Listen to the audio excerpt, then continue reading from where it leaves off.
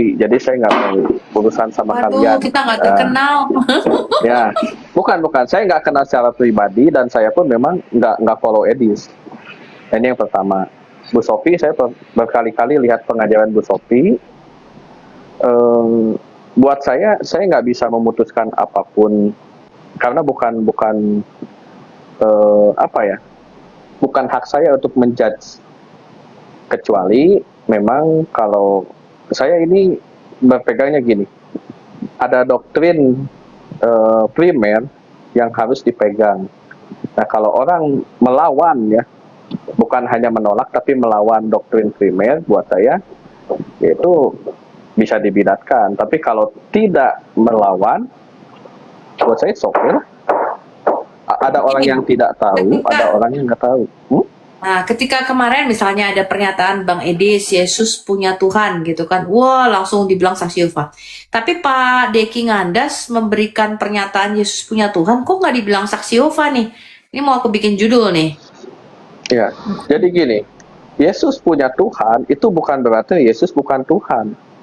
Nah, makanya kalau Yesus punya Tuhan dalam terang, orang yang menjelaskan dalam terang Tritunggal, dalam worldview Tritunggal, maka Yesus punya Tuhan itu tidak berarti Yesus bukan Tuhan.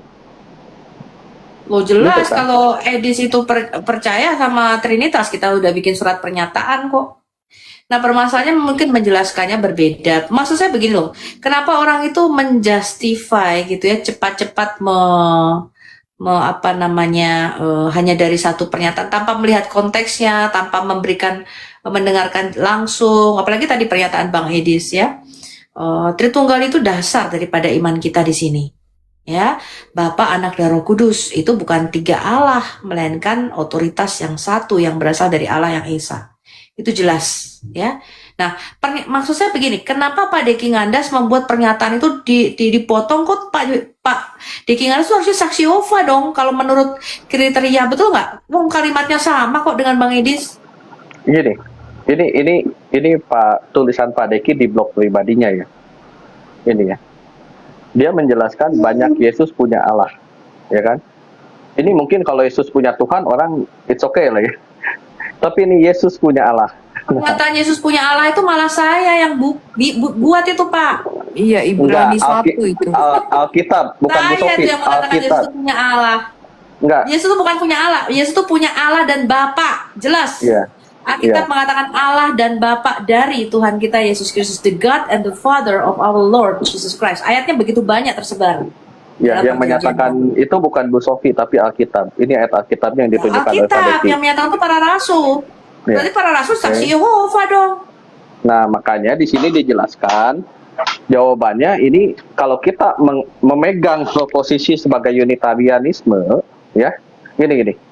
Jika Anda berangkat dari posisi unitarianisme, Allah itu satu baik esensi maupun pribadinya, maka data di atas terlihat masuk akal bagi Anda untuk segera menyimpulkan bahwa Yesus pasti bukan Allah yang sejati. Makanya worldview-nya di mana dulu? Kalau worldview-nya Tritunggal, enggak ada masalah. Nah, ini ya. Tetapi jika Anda adalah seorang Trinitarian dan memang Allah yang sejati yang diajarkan Alkitab adalah Allah yang Trinitarian, Allah yang Esa dalam tiga pribadi yang berbeda, maka keberatan di atas tidak berbobot. Ngeblun. Jadi problem dari kritikan di atas, terutama bukan pada isi dari teks-teks di atas bahwa Yesus punya Allah, melainkan daripada presuposisi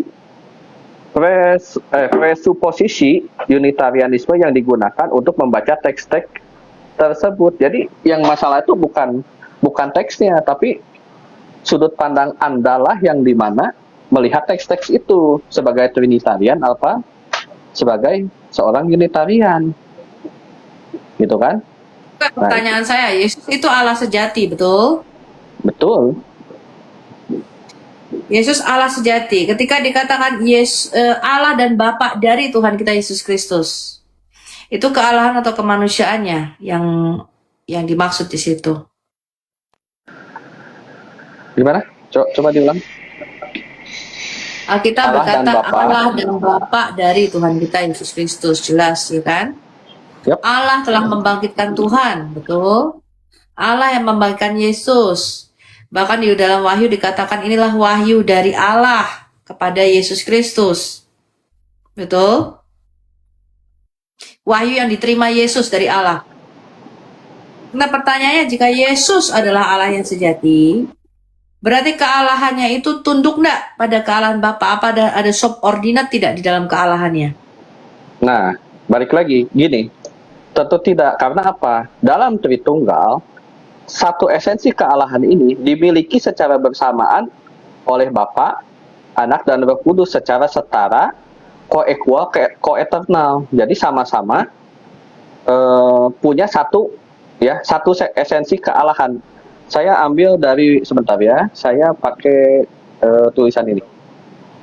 Yang menjadikan, Kalau Yesus Allah yang sama, lalu bagaimana kita menjelaskan Yesus punya Allah? Iya, makanya posisinya di sini. Karena esensi kealahannya itu hanya satu yang dimiliki oleh Bapa, Anak, dan Roh Kudus secara bersamaan. Pakai ayat Alkitab, coba ayat Alkitab. Iya. Ya, secara gampang. Itu kan buatan gereja. Pakai ayat coba. Iya, yang jelas ayat gini. Ayat itu mengatakan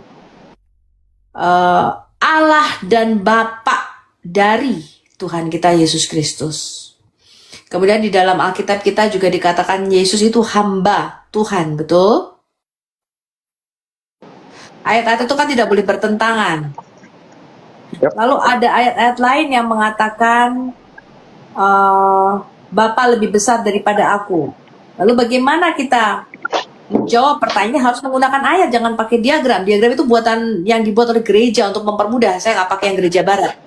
Nah, bagaimana menjelaskan ini? Ayatnya di mana coba? Saya mau tahu pandangan Pak Forbidden. Oke. Kalau kita lihat ya, apakah ada subordinat?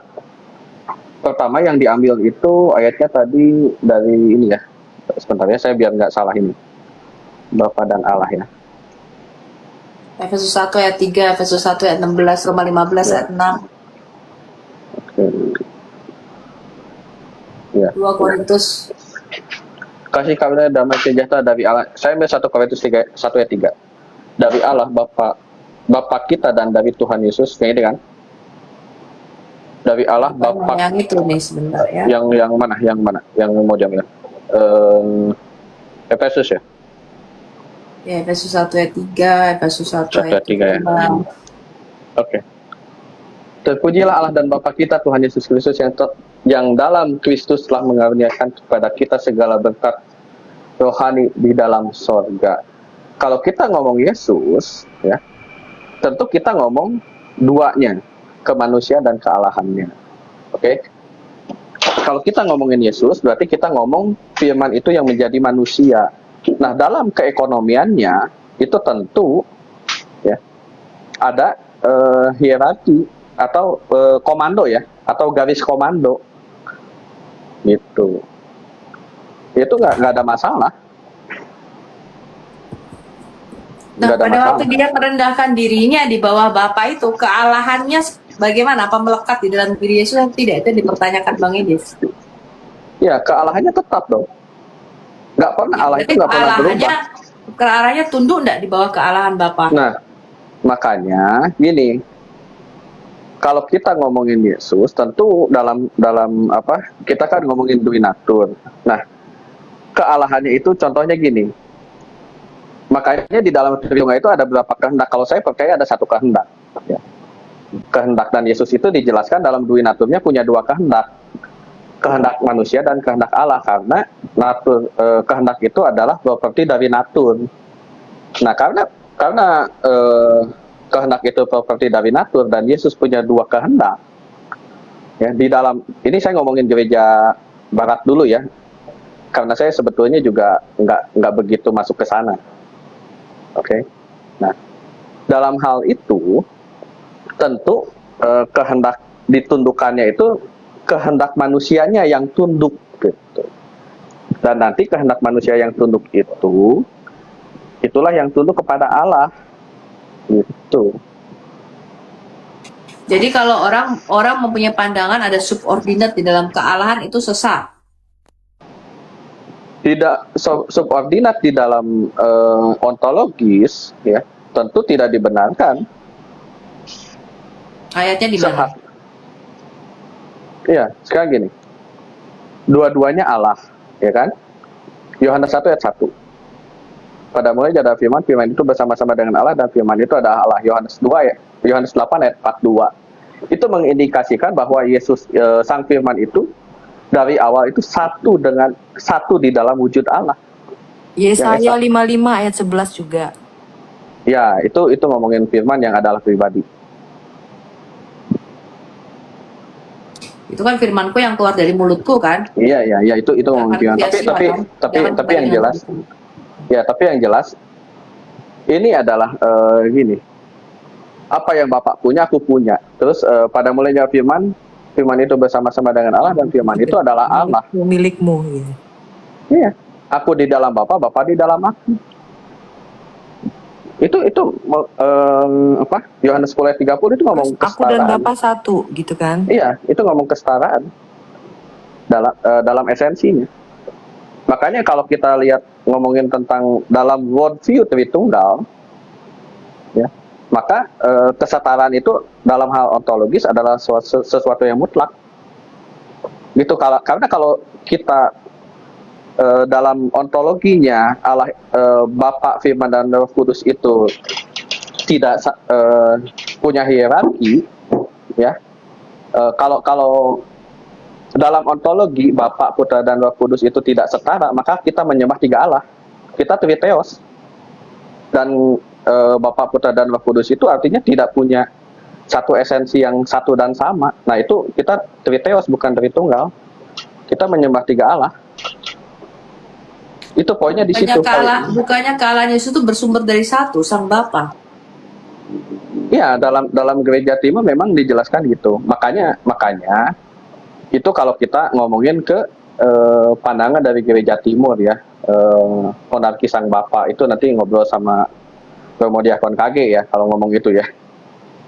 Gitu. Memang dalam ini, ya, memang bersumber dari Bapa, karena memang dalam pengakuan iman kita, misalkan iman Nisea, ya, contohnya gini, iman Nisea, sebentar ya, saya biar nggak salah ini, ya, karena ada beberapa di kita kan gereja timur, ya, sorry, gereja barat maksudnya. Nah, dalam pengakuan iman Nisea, ya, Konstantinopel. Nah, kami percaya kepada satu Tuhan, Yesus Kristus, Anak Tunggal Allah, diperanakan dari Bapa sebelum segala zaman. Nah, ini kan ngomong dari ontologis, ya, terang dari terang. Makanya Allah sejati dari Allah yang sejati diperanakan, bukan diciptakan. Ini ngomong soal ontologisnya.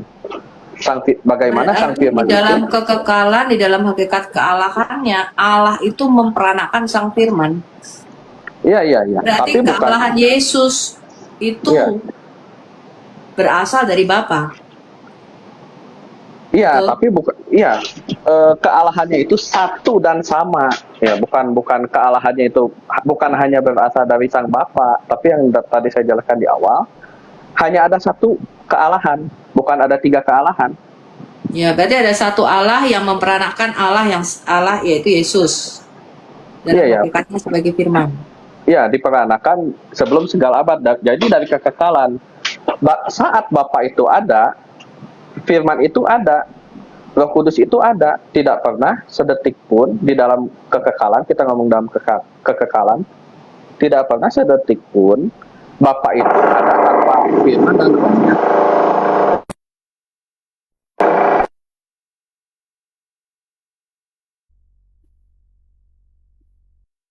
Saya pakai tulisan dari Bapak ini, ya, pada musik, ya.